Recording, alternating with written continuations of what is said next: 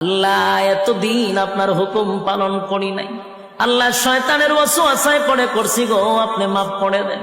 চোখের পানিগুলো ছেড়ে দিয়া যদি আল্লাহর দরবারে আপনি দরখাস্ত করেন, আমার আল্লাহ বলেন বান্দারে যৌবনকালে যদি একবার ডাক দেস, আমি ৭০ বার বান্দা তোর ডাকে জবাব দিই।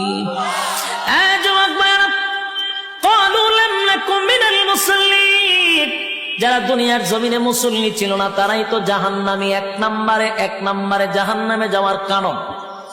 আল্লাহর নবী বলেন উম্মতেরারি, হাশরের মাঠে যদি হিসাব হয়, আউয়ালু মা ইউহাসাবু বিহিল আবদু ইয়াউমাল কিয়ামাতিস সালাহ, কিয়ামতের ময়দানে সর্বপ্রথম হিসাবটা হবে নামাজে। বলুন কিসের? ১ নম্বর হিসাব হবে নামাজ। অথচ আমাদের সমাজের মানুষ নামাজটাকে বড় অবহেলা করে। নামাজ